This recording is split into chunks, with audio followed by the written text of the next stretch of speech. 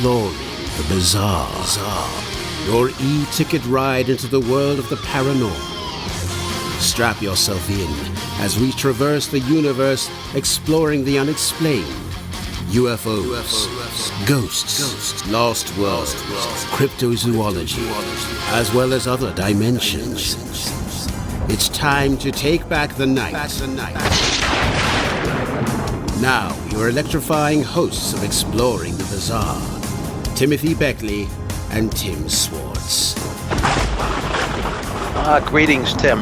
How is it out there in the corn belt? Or bread basket? Where are you, in the bread basket or the corn belt? Or I'm not sure what they refer to it anymore. I suppose you could call it, the corn belt. Yeah, sure, why not? It's cold, Tim. It's very cold. I think it's cold just about everywhere. I just got my dinner delivered here in the middle of Manhattan, so I wasn't going to go out on a night like this. And it took the guy actually to deliver the food. They're usually here in 10 minutes. It took him about an hour and 20 minutes. And when this guy came to the door, he was so bundled up, all I could see was his black eyeballs. I mean, there wasn't an inch of his face that was showing. I don't know what he had wrapped around him. It was like a double scarf or something like that.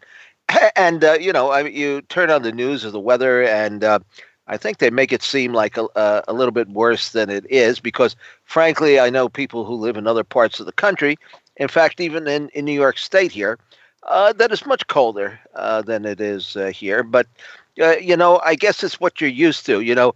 People down in Florida, they get the jitters when it gets down past 40 degrees. we on the other hand, pack our bathing suits and short sleeves and head on out there.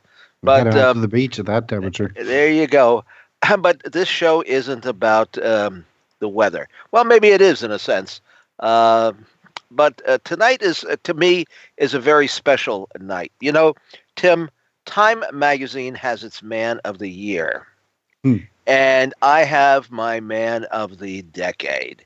It's Dr. Leo Sprinkle from the University of Wyoming. This fellow is an original. He's one of a kind. He has been researching he'll tell us, I'm sure, about his initial UFO experience that got him set off into an investigation of this phenomena.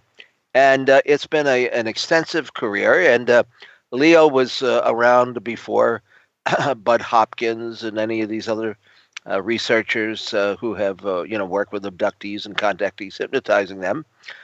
In fact, some of his cases, which we will hear about tonight, are classics.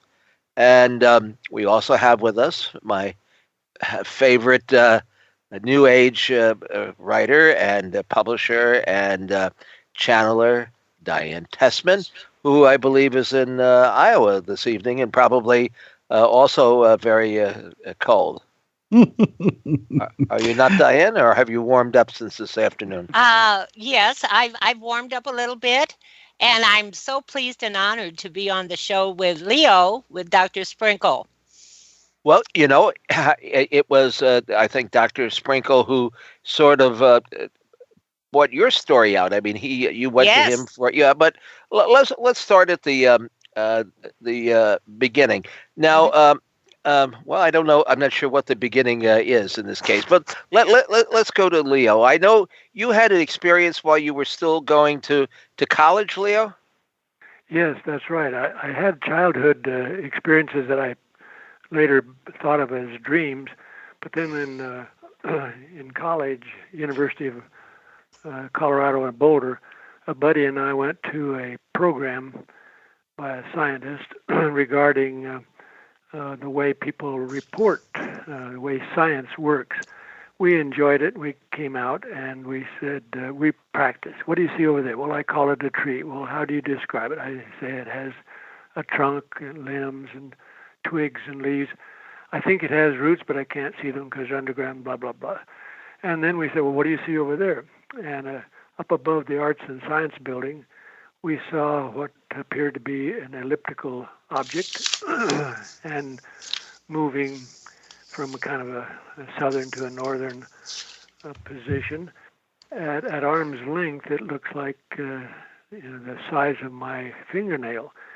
And so we described it to one another, but we didn't want to call it a flying saucer because in those days only kooks see flying saucers. And well, this was before, though, flying saucers were UFOs. We're talking about the early 1950s? It was 1947. Yeah. Whoa! Well, now I was born in 47. Well, so was I, but we don't want to give our age away now. my goodness, we're as old as a flying saucer. Now that's saying something right there. We grew up with flying saucers instead of God knows what else we could have grown up with. But I was going to say that's so interesting. It's almost like someone knew your thoughts because you were looking at the tree, going through the scientific observation of the tree, and then there was this object. That's right. Kind of interesting. Yeah. And then later, Marilyn and I, my wife, who's been so helpful over the years, we were coming back from Denver over Boulder one evening, and we saw what we thought was an evening star, and then suddenly it began to move, and it moved back and forth. She described it as a pendulum back and forth. I thought of it as descending, moving back and forth, but also lowering. And then it moved around, and I remember the thoughts that went through my mind about what this could be. And over, the feeling I had was that it was a personal message and that I was supposed to study the flying saucer phenomenon. And so then as I went through working with thousands of people, I finally got courage enough to go back to my childhood experiences. Felt like I was on board, and the guy was telling me, Leo, learn to read and write well. When you grow up, you can help other people learn more about their purpose in life. And I thought, such an interesting message, but as a young boy, I didn't know what that message meant. How do you help other people learn about their purpose in life when I didn't know about my purpose in life? So it's been an ongoing journey. Well, I was so amazed when you told me of these experiences. I recall years ago, and I can't remember what year it was, but I do believe it was 1980. I came out to the university, university there, and you had your group, and I gave a little talk to it. But I did do an interview, which I think part of it appeared in the National Enquirer, which had quite a circulation at the time. And here I thought I'm doing an interview with a professor, and he's got a very a rigid attitude towards UFOs. And then as the interview went on, I said to myself, well, there's some shocking information here that most people do not realize. Now, maybe they do now, because that was quite a number of years ago, and I don't think that Leo was trying to keep his background under cover to that extent, but he was more interested, I think, in working with the experiencers and the contactees themselves. But now, Diane, of course, I had you on the show here for a reason. I mean, you're a friend of mine for a long time. But I also know that you worked with Dr. Sprinkle, or he worked with you back in the early days when you were just sort of trying to get grounded from all of this.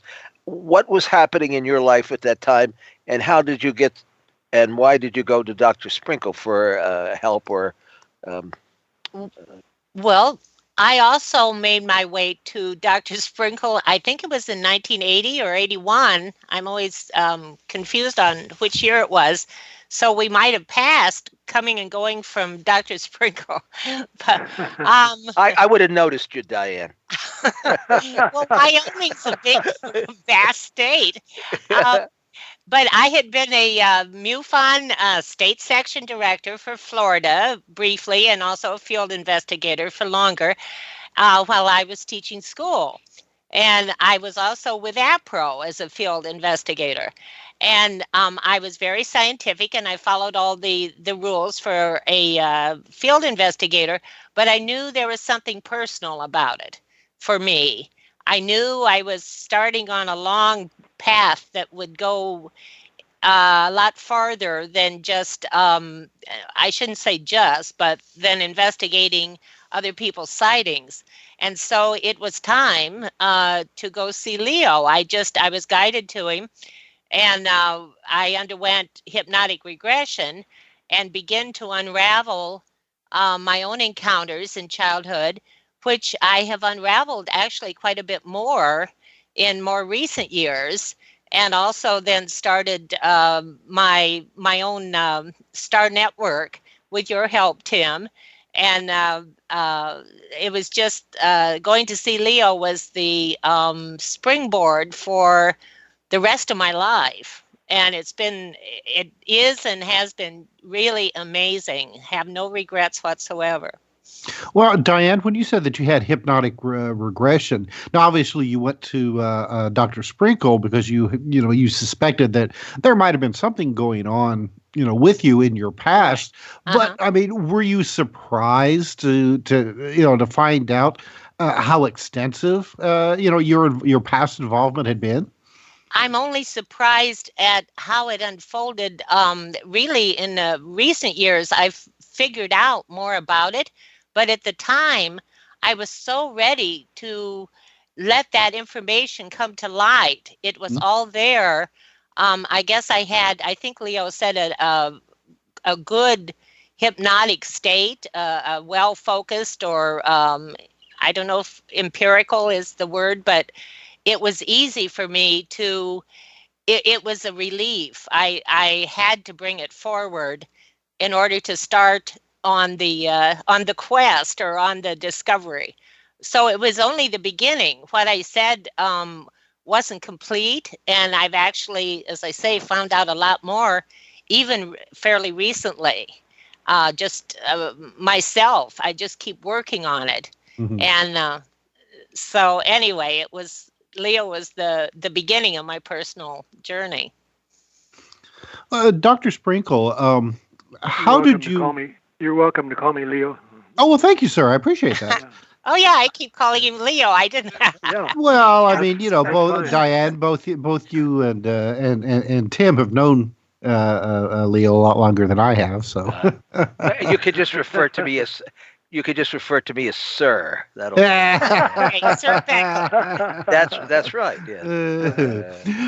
Anyway, Leo, and I have to try to reformulate the question I was going to ask you. Okay. What gave you the idea to begin with to try using hypnotherapy on these people? I mean, I know that around the time that you started it, there had been some previous examples like Betty and Barney Hill, but why did it occur to you that, hey, maybe this is something that I could try out as well? Yeah, that was at a series of events. Don Elkins, who established Love and Light Research with what's her name? Carl Ruckert. She's deceased now, so is Don. But Jim McCarty continues with that. And he did some early hypnosis that wasn't well known until much later. And got involved in reincarnation, ESP, the things that were later thought to be part of UFO ET research. But I started off as a psychologist when I finished the doctoral studies at University of Missouri in 81. Well, I went to University of North Dakota, and the first year was devoted to publishing the dissertation. And then I started with a survey, and so I sent the survey along with a couple of personality inventories to find out if those of us who report these experiences are really weirdos or kooks, like everybody was saying to me, or whether they're not. And the preliminary study showed that people were, quote, normal, unquote. Well, now you did up a special questionnaire, is that correct? Yeah, at the University of North Dakota. And I continued when I came to University of Wyoming in '64. And I had been a member of MUFON, Mutual UFO Network, as well as APRO, the Aerial Phenomena Research Organization. But I was much more attracted to Jim and Coral Lorenzen of APRO because they were interested in the ETs, or what they called at that time UFO occupants. I still do. whereas MUFON seemed to emphasize the craft and the propulsion system and so forth, photographic evidence, blah, blah, blah. So I was invited by Jim and Coral Lorenzen to participate in several studies and meetings. And then also in 1966, for example, I went to 2 New York City TV programs. One was a program called Flying Saucers, Fact or Fiction, with Dr. Howard Menzel, Dr. Alan Hynek, and science writers. And so we were debating the question of whether there is such a thing. Well, the other TV program was with Betty and Barney Hill, and also Dr. Carl Sagan and Hill, who had worked with Betty and Barney. And I found myself so interested in Betty and Barney because they were sincere and they were believable. But one of the science writers during the period in between sessions, he was upset with me because I sounded sympathetic to them. He came over to me during the break. He was 6'5", and I'm only 6'2", so I looked up at him. He looked down at me, and he said, "You're a psychologist." And I said, "Uh-oh, here comes a lesson." And he said, "You're a psychologist. You know that people see what they want to see." And I said, "Yes, I think you're right. I think that people do see what they wish to see." And he smiled broadly like, "Okay, you're shaping up, Leo." And then I said, "But I also believe that people do not see what they do not wish to see." And he looked at me and he grimaced and he turned and he left.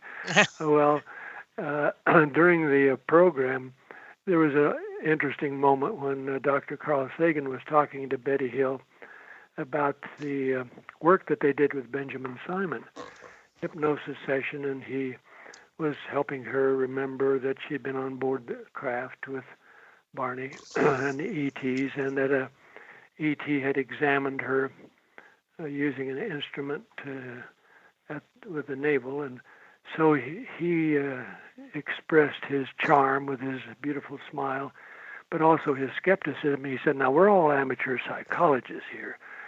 And then he looked at me and he said, "Oh, sorry about that." And I said, "That's all right. My friends think I'm an amateur psychologist."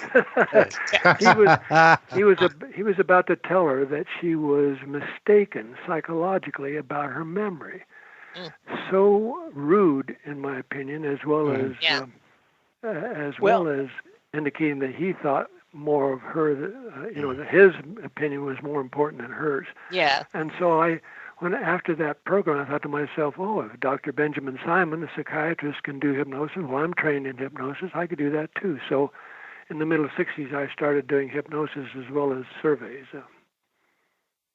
I was actually in your office one day when you did a hypnotic session with Chris Franz, who just just recently, of course, passed away. She was a dear friend of mine. She ran my little apartment complex there in Colorado while she was going to veterinarian tech school in Glenwood Springs, and we stayed in touch. And I had gone with her a couple of times out to Second Mesa in Arizona. We went out to see the shaman, and we were waiting for the Sky people, the UFO brothers, to come down. Of course, she had some sightings. I think you were kind of involved in that with when these UFOs were landing on or near the property of Pat McGuire. Yeah. And that was, of course, going back. I don't know exactly what year. Well, it was all around 1980 or 80, a few years. Yeah, a few years. Give here or there. But how did? Okay, now Dr. Mack at Harvard. Of course, he went through a very bad period there with his peers. who were not only very skeptical of his attitude towards this, but actually tried to get his tenure taken away and get him deposed. Did you ever have any problems like that? Yes, it wasn't so bad right at first, but later on, I did have a lot of difficulty. The ridicule didn't bother me. I remember one graduate student one morning after class asked me, "How can you stand the ridicule?" There'd been a newspaper article about this weird professor. But I didn't mind that. I said to him, well, some people say that every science goes through at least 3 stages. First it's ignored, then it's ridiculed, and then it's accepted. Yeah. I said, we've been ignored, now we're being ridiculed. We're making progress. You're ready. Well, I remember a little bit of ridicule that Diane, got. One morning she went out to her front porch, and there was a little miniature stuffed E.T. And what did it say out of Diane? It said, D.T. phone home. Yeah. So I didn't mind the years of ridicule, but what bothered me was at one point there was an article in a well-known magazine, I can't remember the name right now, about this, and some people thought it helped, reflected well on the University of Wyoming, and others thought it was bad. And my superior, the vice president, he called me in and said, no more UFO research and reincarnation research during office hours. I was a professor, which meant I could study anything I wanted to, but I was also a staff member. I had been director of counseling and testing for 13 years, but the pressure got worse, and so I resigned as director and just stayed on as a staff counselor. And so he said, no more UFO research, no more reincarnation research during office hours. So I just waited until 5 o'clock to meet with a young man who was a cutter and who wanted to go back to past lives and learn more about his work as a doer.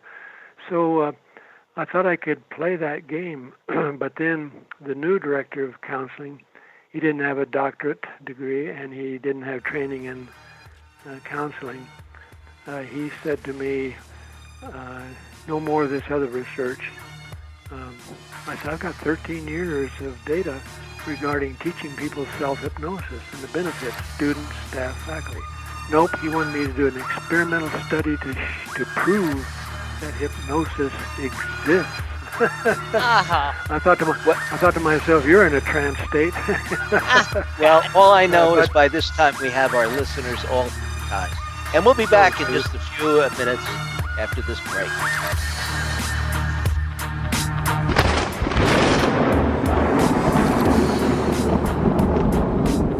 Now back to exploring the bizarre with 2 of the most electrifying researchers in the paranormal. Your hosts, Timothy Beckley and Tim Swartz.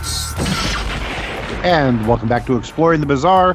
I'm Tim Swartz, and tonight we're talking with Dr. Leo Sprinkle and my very special friend, of course, Diane Tessman. And Diane, I wanted to ask you about some of your earlier experiences. Now, why don't you tell us about your accident on the bridge in Florida?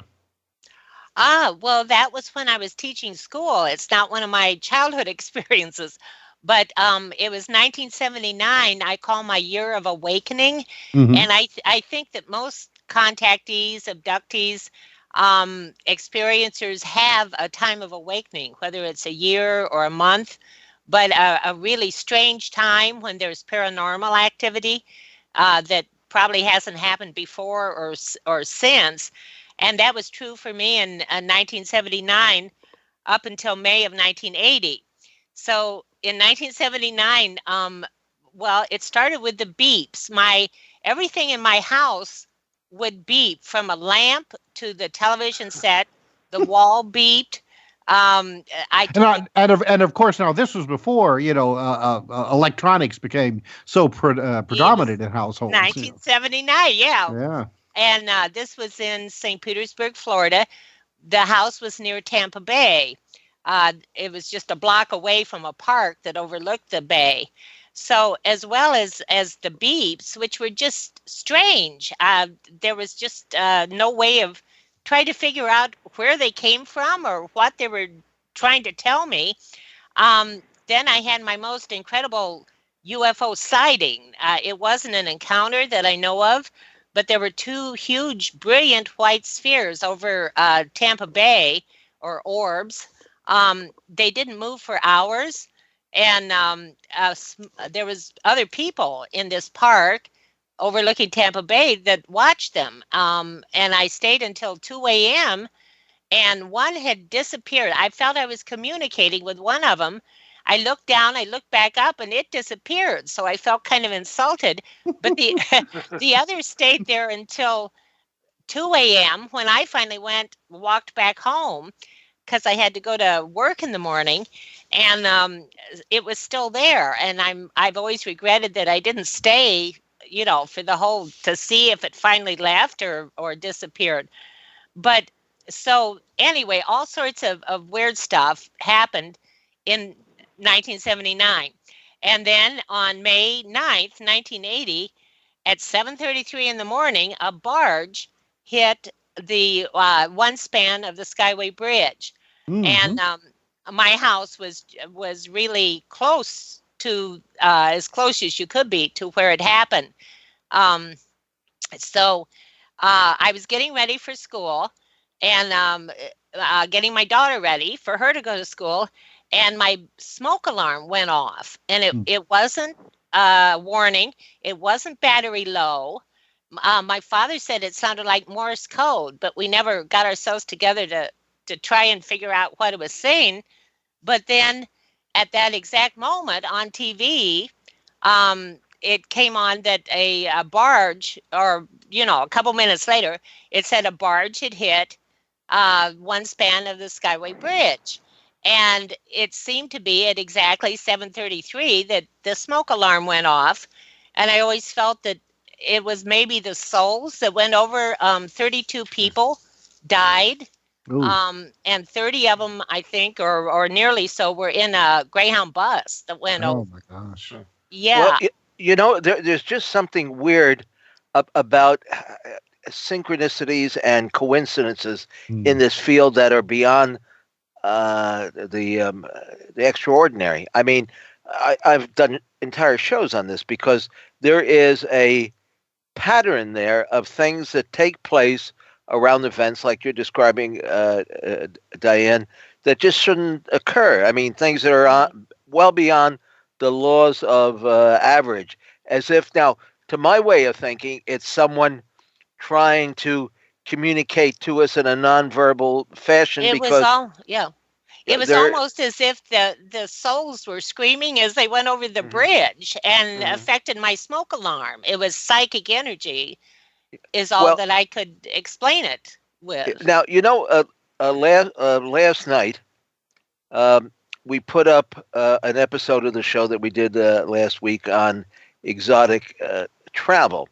And normally, our friend Peter does the audios and the visuals and puts it up on YouTube, and he does a very good job of it, very professional, and it's almost like watching an episode of The Old In Search Of or something.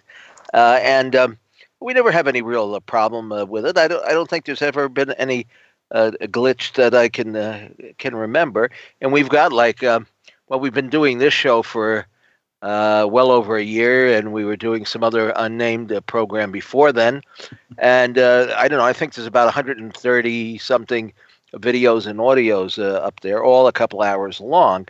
And there's never been anything really grossly strange that's happened. Well, last night when I went to watch the show on my TV, my big TV set here, I usually review the programs because even as a co-host, there's a lot that I miss because I'm preparing or making notes or, doing my mind is on working on what I'm going to say next or what I'm trying to get the guest to talk about it. And sometimes you miss a little bit of something. So I like to go back and and listen to the programs. And so I went to put on the video, and there, lo and behold, was the video, but there was no audio to it. And I thought, well, it's this a darn smart TV. It's not so smart after all. And I flipped it over to some other program on YouTube, and the audio was fine on that. And I even went to one of my devices and tried it, and all the other audio worked except for mine. Well, now I thought that's a little peculiar, so I call Peter kind of early in the day, or text him on the phone, and he reminded me that I had, now if you remember, Diane, I was doing low budget horror movies for a while, and one of the movies that I did was Sandy Hook Lingerie Party Massacre, which I later changed the title of because I didn't want people to think that I was exploiting the poor children that had been, shot in Connecticut in Sandy Hook. This was a different Sandy Hook. Ours was in New Jersey. Turns out that there's 7 Sandy Hooks in North America, but some people could get confused. Some people could get confused. And good old Alex Jones there made some big deal out of this on one of his TV programs because Batman was, I don't know, it doesn't even make any sense. So I don't even want to go into that part of what he considered to be a synchronicity.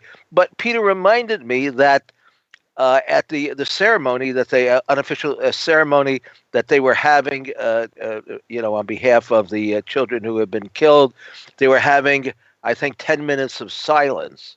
So I think that's kind of peculiar that our video being, I'd had what was, I mean, people could say, oh, well, that's being a little bit, presumptuous or being pretty far-fetched. Well, yes, if it were just that, I would agree. But when you go one after another, one after another, one after another, with all these synchronicities and things that just can't possibly be lined up except by fate, whatever that is, there's something to it. And so we see this pattern, and some of us try to hide it, and others are trying to explain it to people. Now, have you seen anything like that, Leo, in your research? Because you've worked now with hundreds of contactees and abductees, and people have had been involved in extraterrestrial affairs.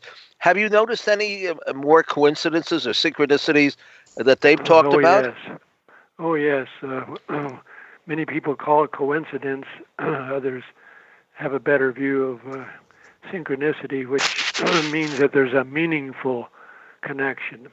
For some people, it's in terms of time, and sometimes it's in terms of emotion, names. It could be a variety of topics, but I sometimes jokingly refer to them as coinkydinks, that there is much more meaning to the event, not only for the person internally, but also for other people externally. So it seems like it happens at various levels, maybe various dimensions, as far as I know. I was going to just conclude my thing, speaking of meaningful to other people, and not just within me. I had seen something go over in the summer of 1979 that was black and flew overhead, covered the stars up. I was out looking at the stars one night. It was outlined in sort of a blood red. It wasn't an airplane. It was really low. I don't think it was a big water bird. There was no flapping sound, but the connection to the Mothman mysteries, the Silver Bridge collapse in West Virginia, the Skyway collapse, it all made it a synchronicity. It all made sense after the fact. And so I looked back on that thing that went over in 1979 after the 1980 collapse of the bridge. And I thought, my goodness, I think I saw Mothman, and it was connected to the bridge going to fall. It was just weird. So that's a synchronicity too, because it reached outside to the Silver Bridge collapse when looking back on it. Really weird. Now, there's been other cases, Diane, where after or before a disaster, where people have reported that they have seen Mothman or bird overly sized birds and I'm in the area. to see strange monsters going by. That isn't me at all. So yeah. Anyway. Yeah, some researchers like Larry Koss have even written books about various coincidences. Larry Koss has talked about owls and other birds that are seen at the same time as the flying saucer or the ETs.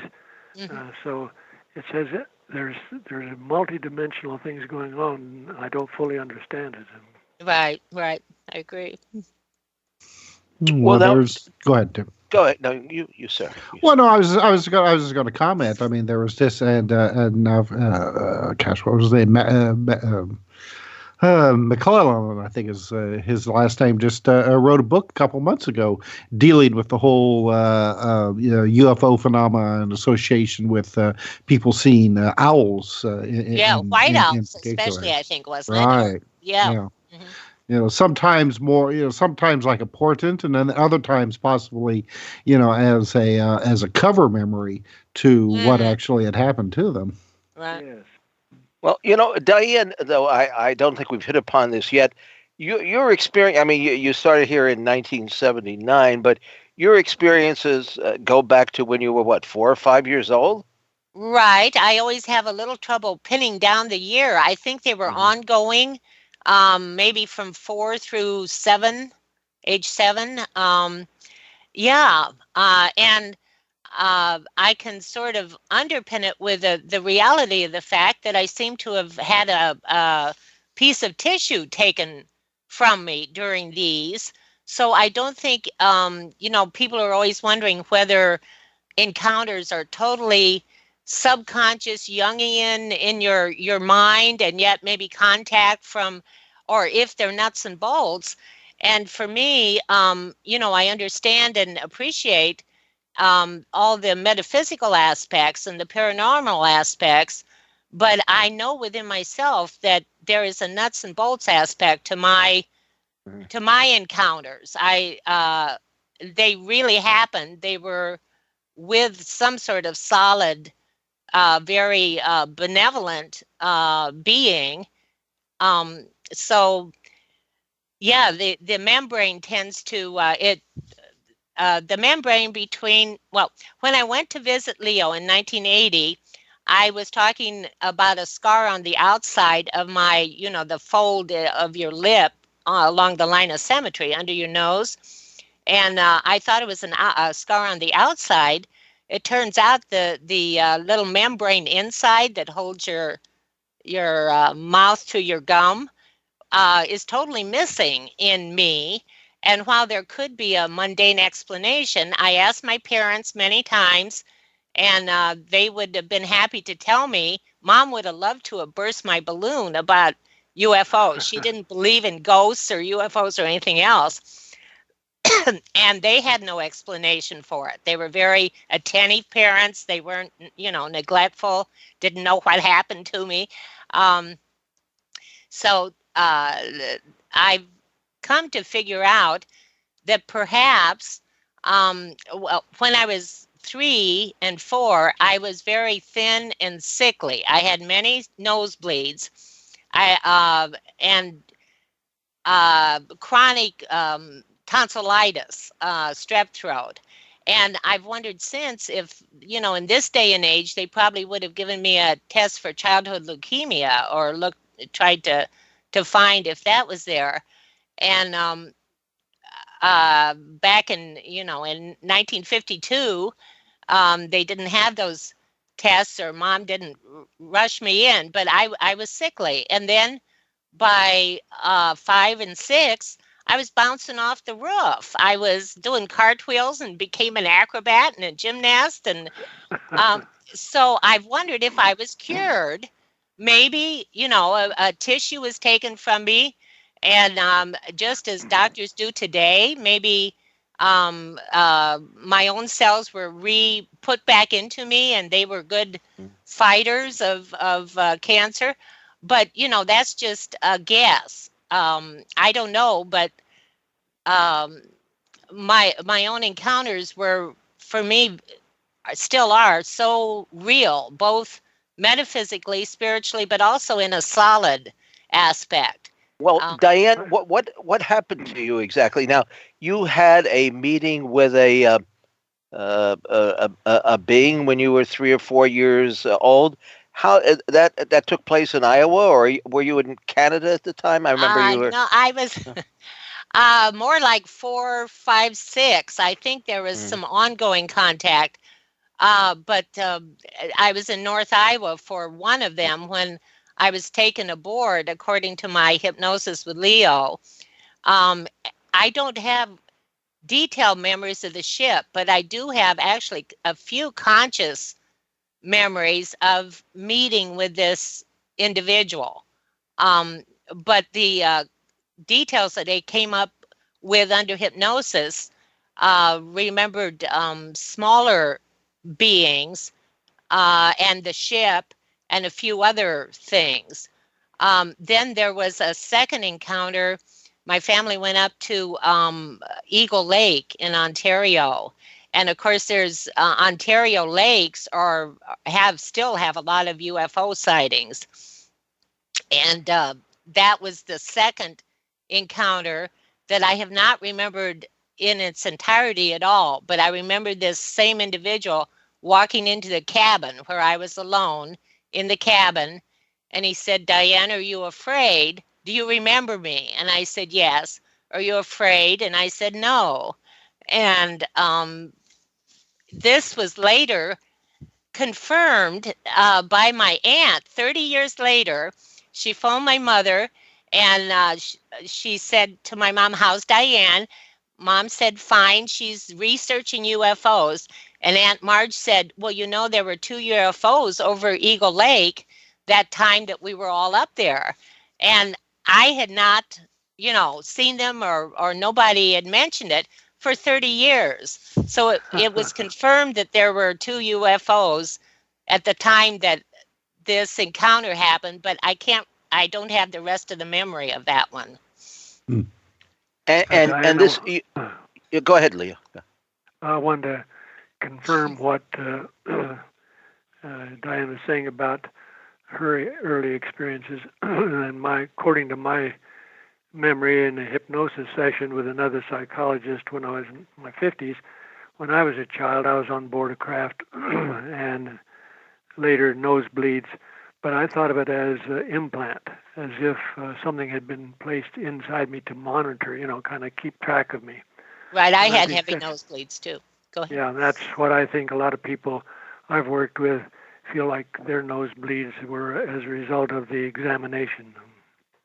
Well, in my case, I don't know whether the nosebleeds were a result of contact or a condition I had.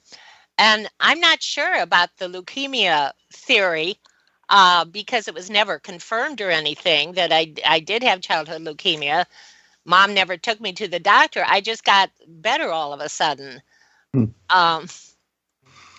But, it could just be that he wanted that this being, that they wanted me to hang on to the idea that a membrane was taken, which it was. And just like it's as plain as under your nose, Diane, of course you had contact because I'm a big skeptic. Bad pun. Well, Diane, how did you finally come about to identify this being as Tibus? I didn't do that. I didn't really firm it up to that kind of spiritual aspect until Tim Beckley came to San Diego and helped me start my publications and really go into the spiritual aspect of it back in 1980 or 82 by that time, because I had been, a scientific field investigator, which is kind of my basic inclination rather than spiritual. But I got, thanks to Tim, I started channeling, although I claim it isn't exactly channeling. It's kind of a shared consciousness with this being. But it amounts to channeling maybe. But I've done that for 33 years now and still have the publications going. Well, and then go ahead. Sorry, Tim. Go ahead. Good work. I was just going to. What are? I know you have an animal sanctuary.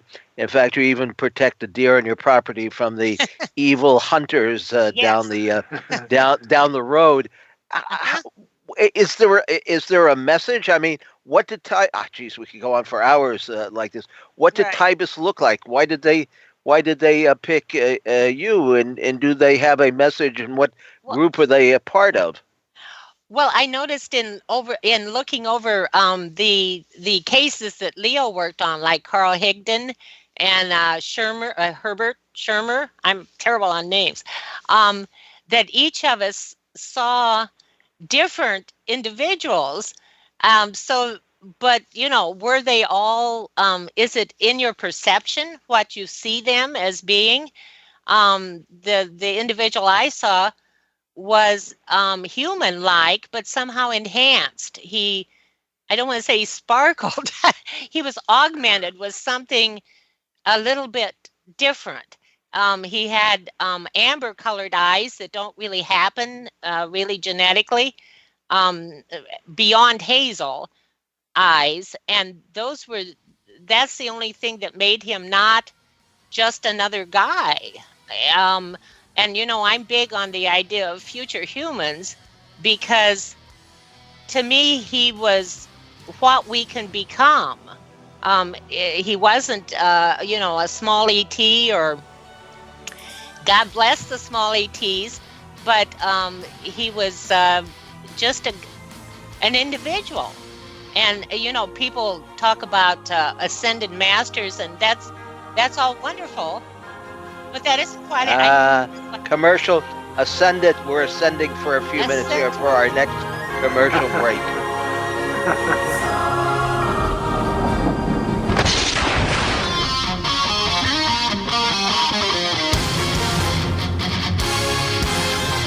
Exploring the bizarre.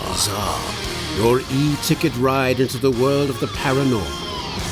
Strap yourself in as we traverse the universe, exploring the unexplained. UFOs, ghosts, lost worlds, cryptozoology, as well as other dimensions. It's time to take back the night. Now, your electrifying hosts of Exploring the Bizarre, Timothy Beckley and Tim Swartz. All right, welcome back to the second half of Exploring the Bizarre. I'm Tim Swartz, and of course, Tim Beckley is lurking around the corner somewhere. And our special guest tonight. I'm underfoot as usual. You're the one that they talk about, Tim. When you're asleep at night and you're afraid to dangle your hand or your arm out from underneath the covers because there's something under the bed that's going to grab it. Well, in my case, I'm in the loft bed, so anything is possible. Well, tonight we're talking with Diane Tessman and Dr. Leo Sprinkle. We're discussing UFO research, abduction research, and possibly the spiritual aspect about all of this, which I know a lot of the the nuts and bolts researchers just really tear their hair out about, because they just they can't see any kind of juxtaposition on these subjects. But I know for myself, and I've studied Leo, I've studied your work for a long time, and have always been fascinated by these other aspects of the phenomena.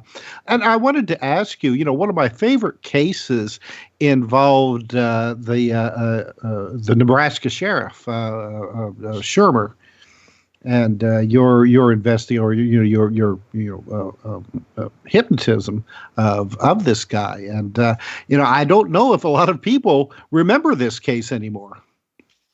Yeah, thank you. And I wanted to respond to that comment about the theme over and over and over and over, year after year after year, with thousands of people. I've heard the same message. The words may be different depending upon a person's cultural background and education, but people say that they go through some kind of transformation themselves individually. May have to do with past lives, their soul's journey. But they also say that the ETs are telling us in different ways that their purpose is twofold. One is for rejuvenation of planet Earth, and the other is the evolution of humanity. Yes. And so that seems to be true for so many people, even if they use different words to describe what they're learning. And same way with Herb Schirmer. He was a patrolman in Ashland, Nebraska, and I met him when he was being interviewed by the Condon Committee. They had a good group of psychologists working. When I met them, I was impressed, and I was also intrigued by Dr. Condon. He is a professor of astronomy and a interesting fellow. I knew he knew something, but he wasn't about to tell me, even though I was a student at the University of Colorado and I deserved some respect. Well, it was obvious that he teased me in many ways about what was going to happen to me at the University of Wyoming if I talked about these cases and so forth. So it was kind of a challenge to try to be aware of who he is and what he knew.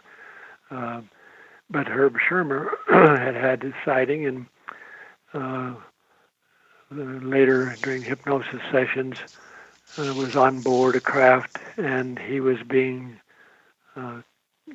communication with the ET, who showed him the panel on the craft, and he used the word watchman.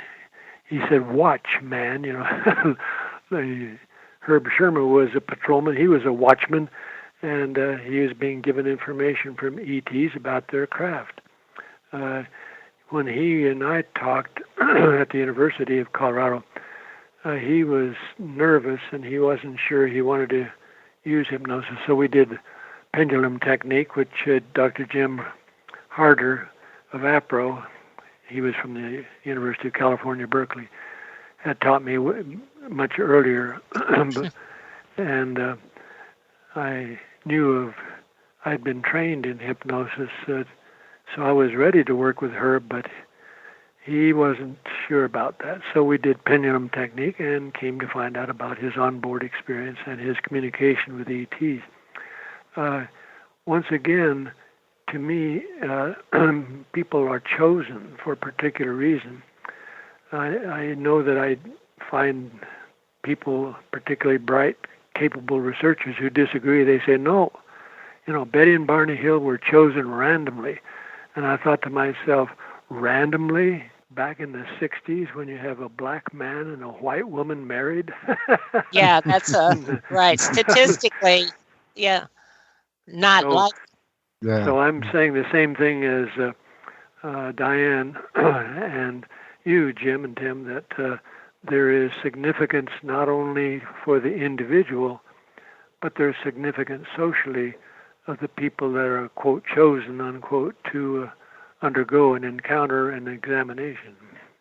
Well, let me ask you this, Leo, and I do want to get further into some of these really classic cases that you were involved with, because ufologists have a very short-term memory, or maybe it's because they just weren't around when we were. But how soon they forget, so to speak. But why is it okay now? You have the late Bud Hopkins, and you have Professor, help me out here, the other fellow who's written a book on the Invaders and Jacobs. I'm sorry. Oh, that wasn't meant as a Jacobs, slight. Right. That wasn't meant as a slight. It's just my memory loss here. But now it seems to me, and then Dr. Mack, of course, and then you have a lot of other individuals that I'm not that familiar with. They're not quite that out in the open as these individuals I just mentioned. But it seems to me that each of these hypnotists or people that work with the experiencers, I don't know whether they have a different agenda than you do, or the aliens have a different agenda altogether. We're not dealing with the same groups, perhaps, but it seems to me that everybody that's working with these experiencers sees a little bit something different in the results of their investigation. From you and Dr. Mack, who see it more as a sweetness, what I would call a sweetness and light spiritual phenomena, to Jacobs, who thinks that they're coming down to invaders. Invaders, yeah. I don't know. I mean, to me, I mean, we've studied it from sort of an outsider's point of view. I mean, I see a little bit of all of that here in the phenomena, because there's so much involved in the phenomena. To me, it's a thinking man's and woman's game. Like if you come into this and like most of us did, thinking, well, it's all extraterrestrials. There's only a few people left, perhaps, that have stood that ground, like Dr. Stanton Friedman, of course. The gist is today we're leading more towards a paranormal.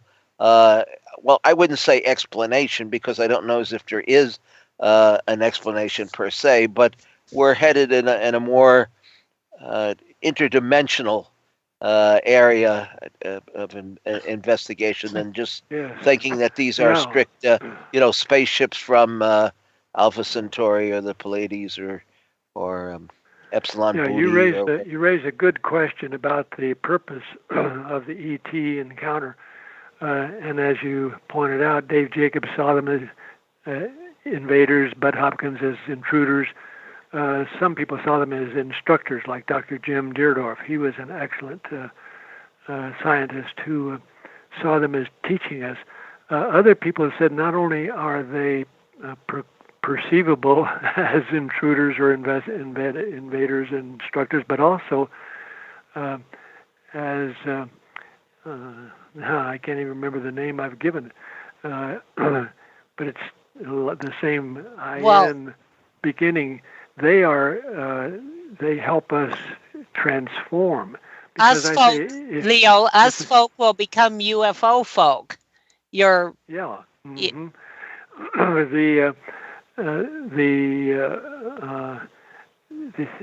question of whether they are intruders, I say, well, if they're merely here to fight, all we have to do is fight. But what if we have to transform? Oh my God! Do you think the human race is taking a step backwards? I mean, when are we going? No. A step forward. And step forward. They are helping us initiate. They're initiating us. Yeah, but I'm saying, are we doing that? I mean, we look around the globe and we don't see a heck of a lot of improvement. We are. No. No, I want to tell you what I believe. I believe that we are being initiated. I believe that we are changing. But the thing is, it's difficult. Just like in a fraternity or sorority ceremony where someone is initiated into the program, the feeling is that it's a difficulty, that we have to change. We change from who we were to who we are becoming. And that's much more difficult than dealing with a bully or a fighter or a whatever. Initiation involves inner change as well as outer change. So I'm claiming that we are going through transformation, and that's why it looks rough right now, but I think it's going to be better in the long run. And I maintain that the whole phenomenon is more about us than it is about them. It's about us evolving with their prodding and nudging, sometimes positive, sometimes negative. Perhaps it depends on the individual perceiving it. And I always hesitate to say this. I notice, Leo, you said it back in your Star Traveler, the Invisible College article that I looked up this afternoon. You said some people have good experiences and others don't. It may be that the level of consciousness determines the experience. And I've worked with experiencers for 33 years, and some are so frightened and so negative, and I don't aim to say that they're on a lower level, because it's not about me designating, but I do know from my own experience that more you look into even to quantum physics and metaphysics of the highest level, the universe being consciousness itself, the more you are likely to have a positive take on it and learning experience.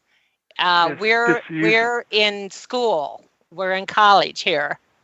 Yes, indeed. Just to use one historical example, many people think that the Jews and before them the Martians, Atlanteans, came from Mars, male judgmental god, whereas other entities came from Venus, a female goddess of love. One writer, a professor, has argued that Jesus came from Venus, and so did Tesla. And so if you look at the message, one message is of fear and the other message is of love. And the map of consciousness that has been developed by Harkins shows the same thing. Briefly speaking, love is the energy of the universe, and at the lowest level it's fear and hate and anger, and then it moves up into acceptance and then into joy and love. And to me, the task for humanity is to change from fear to love. Yeah. Well, boy, good luck. Well, we're making it, Tim. We're getting there. It does seem to me, though, well, that's just because we're in the room alone. That's why. It does seem to me, though, that we're trying to move away from like a patriarchal society, to more of the matriarchal. Well, and it's 2 steps forward and 1 step backward and 2 steps. Or maybe the other way around. But we are better off than we were, back at like Monty Python, back in the days of Bring Out Your Dead. Or maybe we're still back in the Dark Ages. But we are getting better, I think. Well, I don't know. I don't want to be negative, but I sit here and I watch the news all day. Maybe that's my problem. But I see a young 20-year-old man go into a church and shoot. Kill 9 people because they have a different color of skin than he might have. I don't know. It doesn't seem like we're shaping up to any large degree. There's a lot of hatred still in our eyes, and I can imagine you talk about disclosure. I laugh every time I hear the word disclosure, because why in God's name would these aliens or ultra-terrestrials, I call them because I don't know where they're from, why would they want to come down here when we would maybe lynch them from the nearest tree? I mean, come on. We can't get along with somebody who lives south of the border. How are we going to get along with somebody that lives north of the North Star? Well, but we need disclosure. It doesn't involve them landing. May I speak? I'd like to offer 2 books to help you in your search. Oh, thank you, sir. One is called. I'll add them to the 4,000 books I have here now, and I actually probably have them. But go ahead. Okay, The End of Men and the Rise of Women by Hannah Rosin, or Rosin, Rosin. I'll drink to that. I'll drink to that. Chapter after chapter, she shows that women are emerging as the planetary leaders in law, medicine, military, business. Not yet in the U.S. government. There are more men and women in the Congress, and there are more male CEOs of mega corporations than women, but that's changing. That's one book. The other book is Zero Limits by Joe Vitale. And it has to do with Ho'oponopono. That's a Hawaiian term. A woman developed a family procedure to deal with crises or inconsistencies or conflicts. And then the word Ho'oponopono was taken by Dr. Hugh Lin, a PhD psychologist, Japanese American, and turned into an individual process. And it goes like this. Whenever he is experiencing fear or hate or anger, he goes through this little procedure. You know, if someone cuts me off in traffic, I could get angry, or I can say, I love you. I'm so sorry for my perception of you. Please forgive me. Thank you.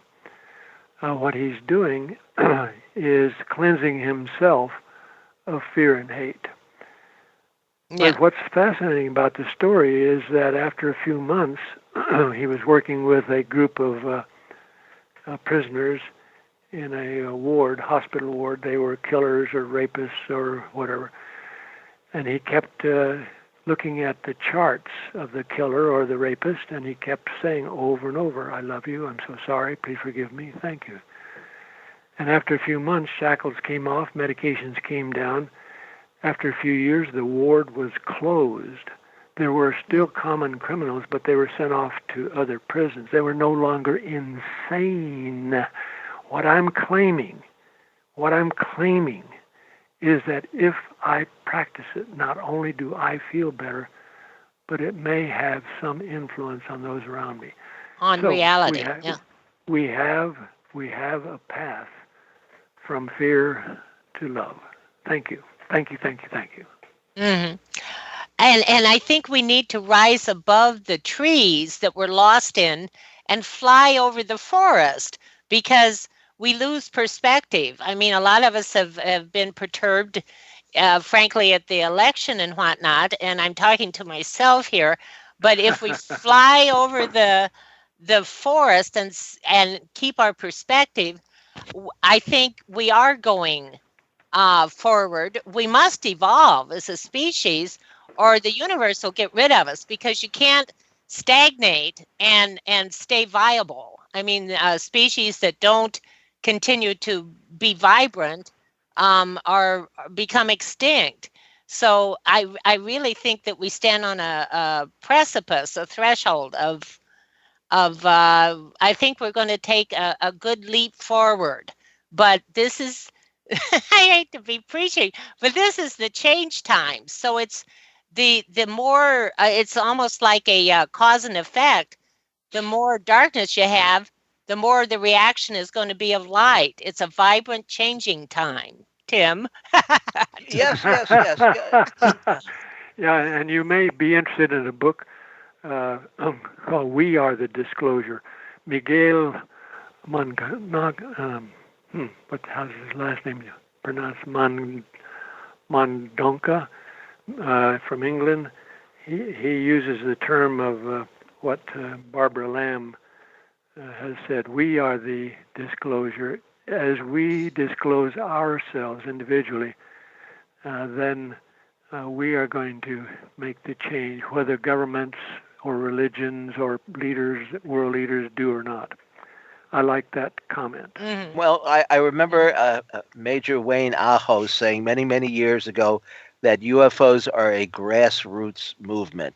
Yeah. And in that respect, he was maybe the only truthful thing he ever said, but his heart was in the right place. But I mean, in a sense, to me, UFOs have always been a kind of a symbolic. I mean, yes, they are real objects, but they're also symbolic of what mankind could be.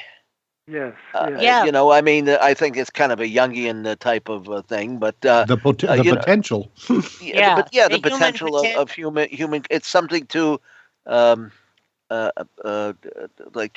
try to reach a goal to maintain that symbol in the sky.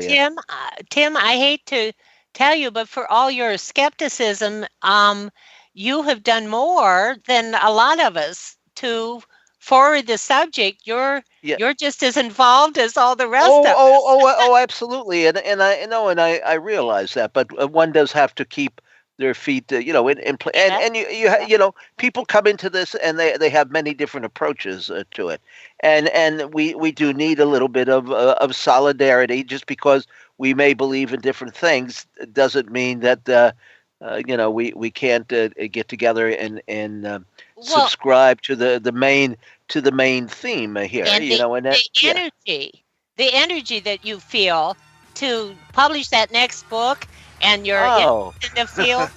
It's the Well, for same all of thing three as Leo readers. and I Yes, have. yeah. Well, speaking And of Tim. speaking, Sorry, and Tina.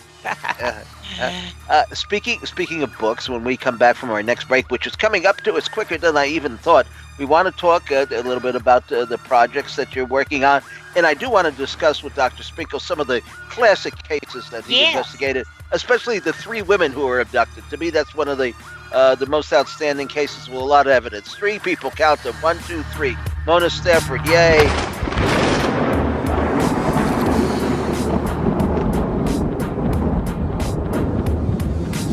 Now back to exploring the bizarre with 2 of the most electrifying researchers in the paranormal. Your hosts, Timothy Beckley and Tim Swartz. I love hearing those words every week. It just pumps up my morale. It's electrifying. Yeah, it is, yeah. We've been zapped so many times. It's like being under a Travis Walton mothership or something. Well, even cardiac arresting. Even Travis Walton has kind of changed his opinion towards the methodology of the occupants of the ship that zapped him. I guess at first, if you saw the movie, it was kind of a frightening experience. And I'd be the least to say, hey, man, if you take me on board a ship and you lay me down and strap me down and start, like putting stuff in my face, I'm going to be frightened. I don't even like to go to the doctor or the dentist. So they took liberties with the story in the movie. Well, they didn't cover okay. him and stuff. No. Well, he says that, but the main thing that he's changed his kind of a slant on is he thought that they were hostile and they picked him up and you shouldn't be picked up unless you want to go out on a date or something like that, and so they took him up and they did all these things that he didn't ask to be done to them, but he thinks maybe that they by accident actually zapped him in that field, and they took him back on board the craft to perhaps change some physical. Yeah, in other words, if he were injured,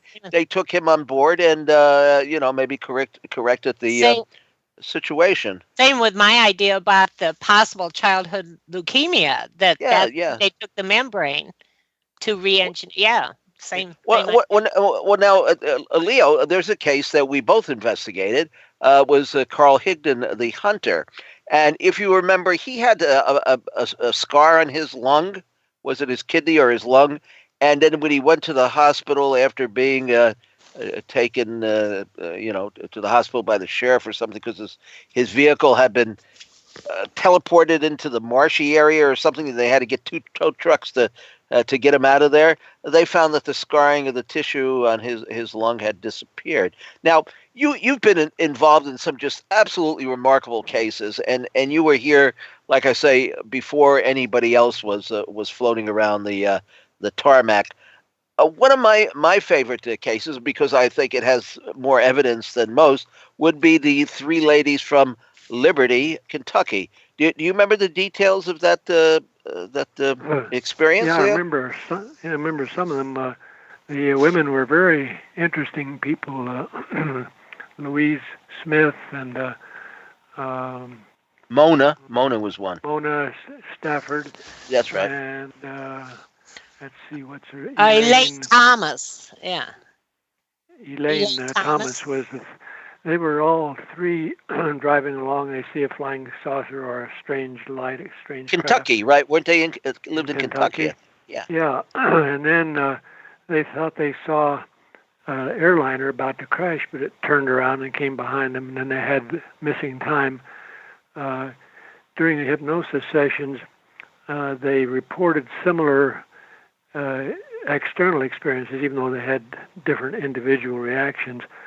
The case was interesting to me for not only working with them as intelligent and capable women who were all artists, and after the experience they each sat down and drew what they remembered that they saw.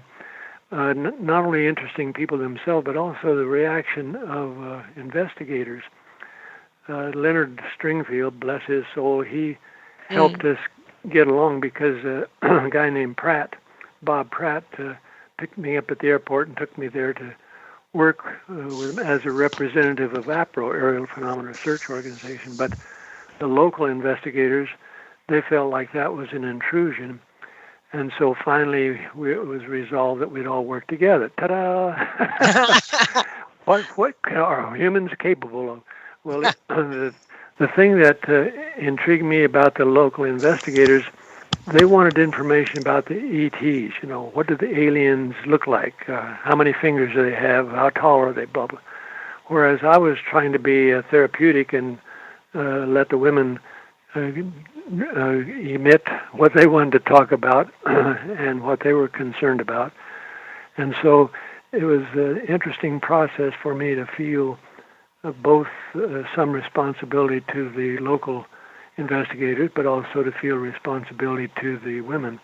And so I later wrote an article trying to point out what responsibilities and what contributions can be made by investigators, by the individuals who are going through the hypnosis sessions, and what the responsibility of the hypnotherapist is. And to me, that was a good example of courageous women, even though at the time I remember Mona Stafford looking at me with anguish in her eyes, and in a plaintive voice she said, "Leo, what do they want?" And that's a good example, a good question. And what we find out over and over is, in my opinion, they want us to grow up, not only as a species, as a planetary race, but I think they want us to grow up spiritually as well. Mm-hmm. Now, I remember, in fact, I have a book in front of me, which I wrote along with a couple of my colleagues, UFOs, Wicked This Way Comes. And there's a chapter in here on that. And the article and the chapter is entitled "A Night of Terror Aboard a Mothership," and it has one of Mona's drawings, and you're quoted in here. But I remember Mona saying that she thought, and this is something that we have heard repeatedly, is that once she established this contact, or once the ladies had been abducted, she felt as if she were, her mind was being read, or they had some sort of control over her, that, she felt that she wasn't alone anymore. Yeah. Mm-hmm. Mona didn't Mona actually embrace the experience more maybe than the other two as time went on? I believe I read. Well, it would be interesting to, I've tried for many years to keep in touch with these, people that have had these experiences. Of course, now this case goes back many, many years, but it would be interesting to know if any of these ladies are still with us here on the physical plane, and how their attitude towards this might have changed, or what their feelings are 30 years or whatever it is after the experience. I mean, after it's had a chance to sink in. Yeah, that was in '76 that I mean, that would be good to find out. I'm retired now, both as a psychologist and as a ET investigator. Yeah, I'm retired as a publisher, Leo, and I put out 6 books a month, so that's.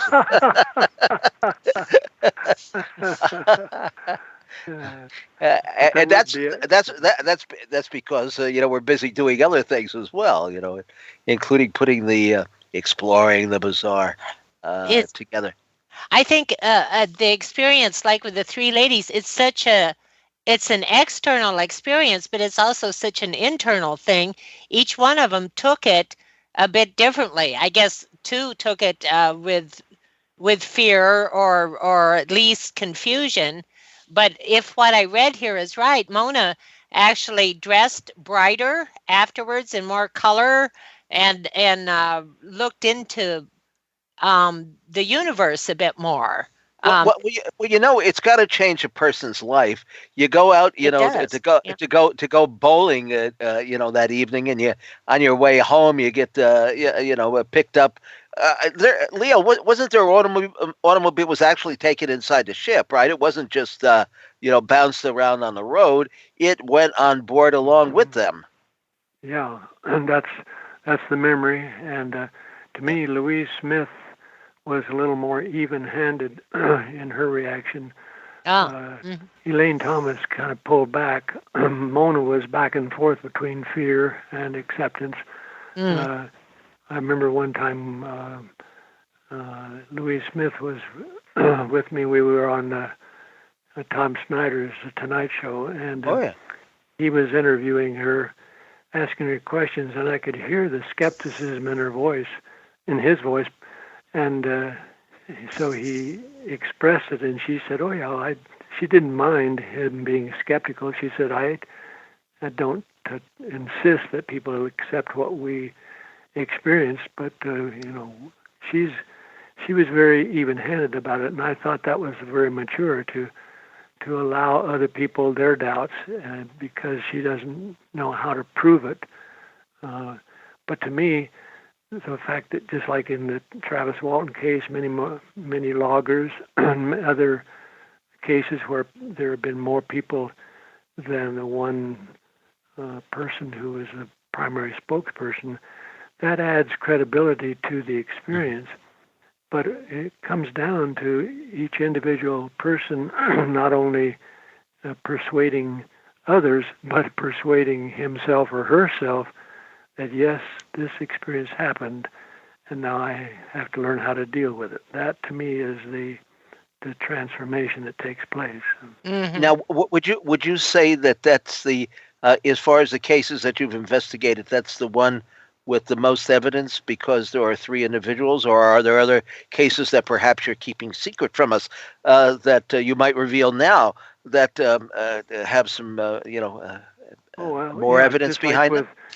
Just like with Travis Walton, there were other loggers who saw what he saw, but he was willing to talk about what he experienced. So, I don't know whether there's any particular case that I could claim has more evidence. I remember when I transformed myself from a left brain psychologist, skeptical scientific investigator, I was going through self-hypnosis to past lives, and I said, I want evidence.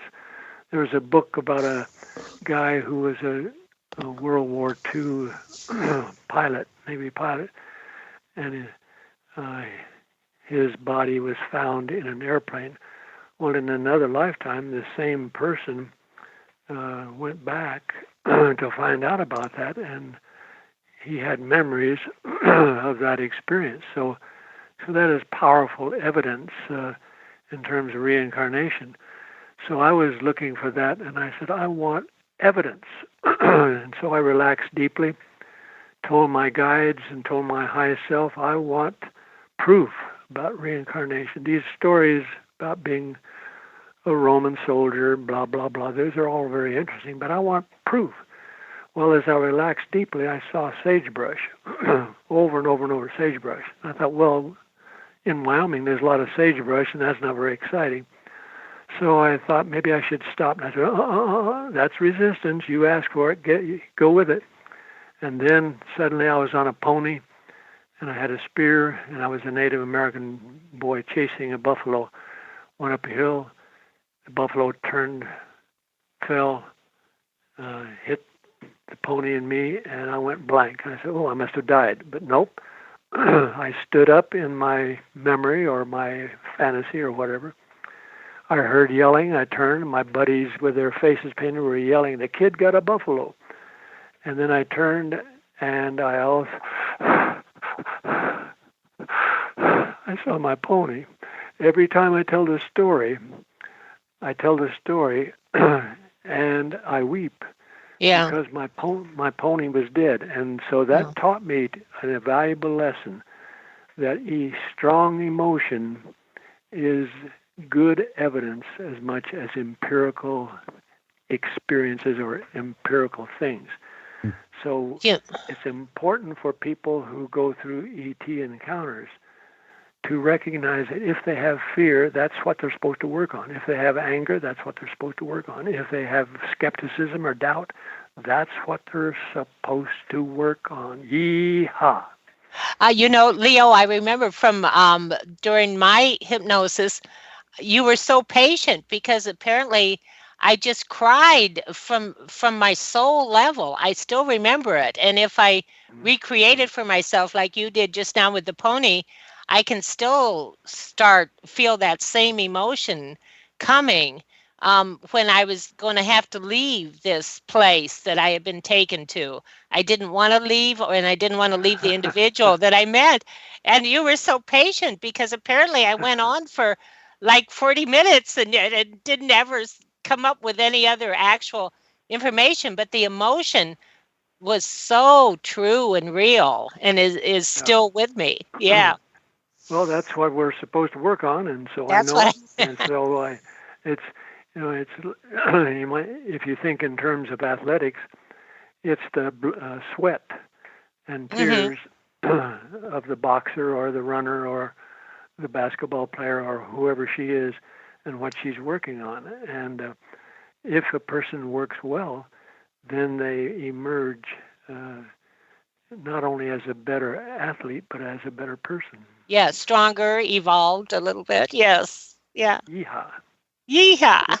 Well, Diane, we're kind of closing in on the hour here, and I do want to talk to you at least for a few minutes about, okay, one of the things that you've worked with after your experiences, I noticed over the years, when I met you, you had a small menagerie of cats and dogs, including my favorite Ripley, who I believe could never see me through that cut of hair that he had. But be that as he may, he was certainly a sweet. A sweet dog. I mean, there was no doubt. A sheepdog. He had a lot of hair. A wonderful little, friendly little guy. I mean, except for the one time he probably went for my ankles. But other than that, he was pretty cool. But I noticed over the years you started gaining a reputation for never mind just the UFO and the stuff with Tibus, but there's even been articles about you and your animal rescue work. How do you equate the two of them? I mean, is there some? Absolutely, there's a connection. Okay. I have always been, and I've talked with other people that have had contact too that are the same. We even feel if somebody's cutting a tree, especially if there's no reason to. I mean, if it hasn't fallen in the road or just a lovely tree, and around here people use them for firewood, and I realize people need firewood, but I can feel the emotions of the tree, let alone of a cold cat that can't find prey in the middle of, it gets to be 40 below here, at least in wind chill. It's going to be 20 below in a day and a half, and 40 below wind chill. So I started the Star Network Animal Sanctuary 20 years ago when I moved back home here to my native North Iowa, where my encounters took place. And I've had as many as over 100, and currently I have around 68 cats. I just took 2 more from in town. A guy was going to shoot him because oh no, they were in his yard. A couple was feeding them. They were stray, and the neighbor didn't like the cats coming in his yard. I suppose he was feeding the birds, to be fair to him. And so anyway, I took 2 more, but all my cats have the same story. They're either feral, and the fields around here are just stripped bare, and then they grow corn with chemicals and GMOs every spring and summer, and then the fields are barren again. And the land sometimes cries, I think, because the Lakota, it's a lovely, beautiful land. Anyway, so it's the spiritual manifestation, the physical manifestation of my spiritual work and the people I work with is our Star Network. So we have feral cat sanctuary, a wildlife. I've got 10 acres, all paid for. They're pretty simple and primitive. My farmhouse is pretty primitive, but we are happy and warm and well fed. And there's no shelter in this county. It's a bit backwards. So I take in, and I'm grateful for donations. Very grateful. Okay, and tell us a little bit about your work at your organization, your Star Child, and the books you've written, and all that. Yes, I've written 5 books, starting with maybe 6, starting with the Transformation, and that you published way back in the 80s, and people still tell me how they cry in joy when they read it, and what a great book it is. And if you go to my website of www.earthchangepredictions.com, you can find out all about the other books and the fact that I still write newsletters with change times, warnings, and predictions and information. Much of it coming from my connection, Tibus, that I met in my childhood.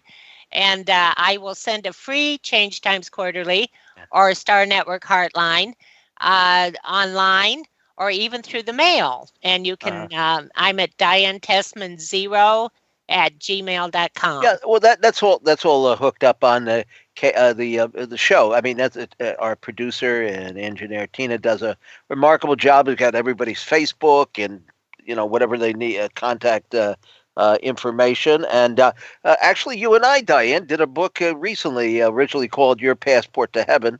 And I know there's a slight name change. I can't remember what it is, and that's pretty embarrassing. But that's a great book in itself too, which compares dealing with the possibility that there's a UFO occupant connection with life after death. And indeed, yes.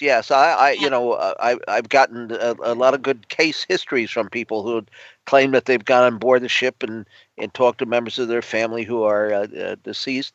Leo, I know your book Soul Separations, is it? Soul Samples.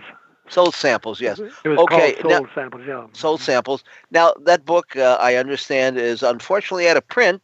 If you'd like, we could bring it back into print very simply. Maybe you could write a few pages extra, and we change the cover around, and Tim Short scans the old book and could have it back, and we'll even give you royalty on it, and you'll get rich off of that. Wow, this is your lucky day, Leo. Well, if it was 20 years ago, you would have. To be honest, But be that as it may, Tim Schwartz will swear it'll be back in print by February. Okay. Because he does the scanning, and that's what we do. I mean, we keep these books alive and going. And I want to say we're down to the 2-minute mark. I feel like I'm at the Kentucky Derby here, Tim. You know that. In fact, where's my mint julep? Where's my mint julep? I've got my big pretty hat on now, Tim. Well, I think that, well, sure you do. But this is time to say good night here, and it's been a remarkable show, and I've really enjoyed this immensely. Because I was put in my place several times, and I'm much more spiritually aware and advanced than I was at the beginning of the program. Yeah. That and Donald. Yes, if you believe that, Donald Trump will make a good president. But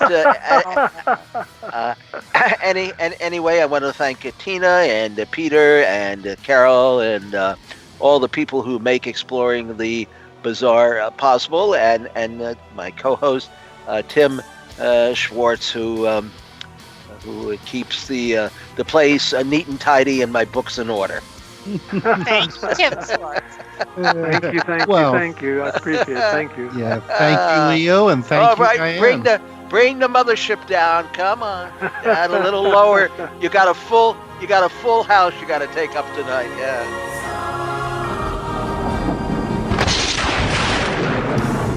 You've been listening to Exploring the Bizarre. with hosts Timothy Beckley and Tim Swartz. They're taking back the night by jetting non-stop across the cosmos in search of the truly bizarre and totally unexplained, with you as their co-pilot. Thursday nights at 7 p.m. Pacific, 10 p.m. Eastern, on the KCOR Digital Radio Network. For more information on exploring the bizarre and hosts Timothy Beckley and Tim Swartz, check out their KCOR Digital Radio Network page. Follow their YouTube channel at MRUFO 1100, exploring the bizarre.